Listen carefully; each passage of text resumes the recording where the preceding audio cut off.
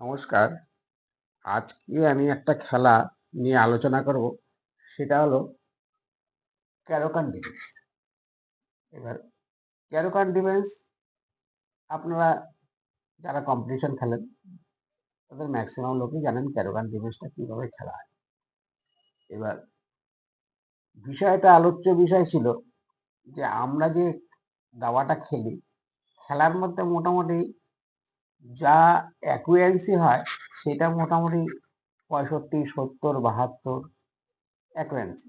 যত হাই অ্যাকুয়েন্সি হয় সেটা হচ্ছে খুব টাফ আর কি, বিলিয়ন সি মুভ চলে আসতে পারে। যাই হোক, আমি এর মধ্যে একটা গেম খেলেছিলাম যার রেটিং ছিল 1858। আমার বর্তমান রেটিং হচ্ছে 1854। এবার এই খেলাটায় আপনার chess.com আমার অ্যাকুয়েন্সি দিয়েছে 97.8 আর ওনাকে দিয়েছে 71.4। এবার অ্যাকুয়েন্সির 97.5 মানে হচ্ছে 2450 রেটিং, আর ওনার সাথে 71.4 1550। এবার খেলাটা দেখলে বুঝতে পারবেন। আরেকটা কথা হচ্ছে যে এই মুহূর্তে আমি যেহেতু কাজের থেকে অবসর, তাই এখন আমার হাতে সময়, আমি এখন মোটামুটি ক্লাস দিতে আমি ইচ্ছুক এবং অনেকে আমার সাথে যোগাযোগ করছেন, আমি ক্লাস করাচ্ছি। নিচে আমার এই কন্ট্যাক্ট নাম্বারটা রয়েছে। আর বিলিয়ন্সি মুভ সাইডে যে জিনিসটা আছে সেটা দেখবেন যে বিলিয়ন মুভ এবং গ্রেট মুভ।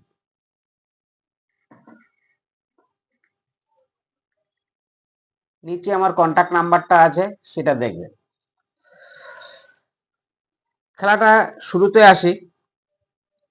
আমি E4 করা মাত্রই উনি সিলেক্টেড করে C6, তখনই বুঝতে হবে খেলাটা ক্যারোকান ডিফেন্স হচ্ছে। এবার ক্যারোকান ডিফেন্সের বিষয়বস্তু যেরকম ভাবে স্টার্টিং করতে হয় সেরকম D4 D5। আমি E*D5 মারি, মারার সঙ্গে সঙ্গে উনি C*D5 মারে। বিশপটা D3 করে আমি পিসটা ডেভেলপ করি। ডেভেলপ করা মাত্রই উনি E6 করেন। E6 করা মাত্রই আমি বিশপটা F4 করি। F4 করে পিসটা ডেভেলপ করা মাত্রই উনি নাইটটা C6 করে আমার এই পয়েন্টটাকে ধরে। এবার D4 এর পয়েন্টটা যেহেতু উইক, সেহেতু C3 করে আমি এটাকে কানেক্টিং করি যাতে নাইট দিয়ে মারতে না পারে। C3 করা মাত্রই উনি A6 দেয় যাতে আমি বিশপটা BB5 এ পিন না করতে পারি। আমি নাইটটা F3 করে পিসটা ডেভেলপ করলাম, উদ্দেশ্য ক্যাসেল করব। উনি বিশপটা D6 করেছে, যদি আমি মারি উনি মারবে, ইকুয়াল রাখতে চাইছে। আমি বিশপটা G3 করলাম। উনি যদি মারে আমি এই G3 করতে পারি বা FG3 করতে পারি, এটা খেলার পরিপ্রেক্ষিতে। উনি নাইটটা GE7 করে। নাইট GE7 করা মাত্রই আমি শর্ট ক্যাসেল করি। উনি নাইটটা G6 করে। G6 করার পর আমার এই রুকটা যেহেতু প্লেতে নেই, আমি এইটাকে প্লের জন্য আমি নাইট G6 করতে নাইট D2 করি। নাইট D2 করতেই উনি শর্ট ক্যাসেল করে। এইবার মোটামুটি আমার পিস ডেভেলপ যেহেতু কমপ্লিট হয়ে গেছে, এইবার তো আমি রুকটা ফাইল নেবই। এবার রুক FE1 করা মাত্রই উনি নাইটটা F4 করে বিশপটাকে ধরেছে। আমি এটা সঙ্গে সঙ্গে মারার সঙ্গে সঙ্গে উনি বিশপটা F4। এখনো পর্যন্ত খেলাটা ইকুয়াল রয়েছে। নাইট ডি এর F1 এ নিয়ে আসি। নাইটটা এইভাবে করে কিং সাইডের দিকে, অ্যাটাকের দিকে যাবে। উনি বিশপটা C7 করে। আমি নাইটটা G3 করি। G3 করতেই উনি কুইনটা D6 করে। এইটা chess.com, এইখানে কুইন d6টাকে ব্লান্ডার মুভ মানে বিরাট ভুল। সেই ভুলটার আমি সুযোগ তোলার জন্য আমি ওই মুহূর্তে অনেকক্ষণ চিন্তা ভাবনা করার পরে আমি বিশপ ইন্টু h7 স্যাক্রিফাইস করি। ওইটাই হচ্ছে brilliant move, bishop into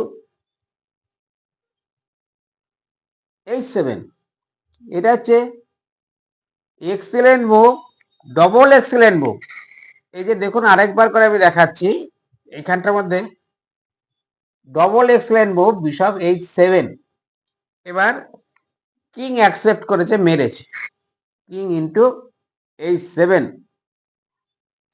h7 করতেই night g5, great move, check করা মাত্রই কিংটা উপরে উঠে g6, g6 করা মাত্রই আমি কুইন h5 চেক দেওয়া মাত্রই কিংটা f6 এ গেছে। আমি তখন কুইনটা h4 এ আসি, h4 এ আসা মাত্রই যদি এখানে চেক মারি আমি কুইনটা নিয়ে নিতে পারি। উনি বুঝে গেছে, উনি কুইনটা d8 এ গেছে। d8 এ যেতেই নাইট এফ e4 চেক। এবার উনি কুইনটা বাঁচিয়েছে, এইদিকে গেছে, কিন্তু জানে না যে এটা যে আরো বড় বিপদ। কুইন h5 চেক, রাজা যাওয়ার জায়গা নেই, চেকমেট হয়ে গেছে। কেমন হয়েছে খেলাটা?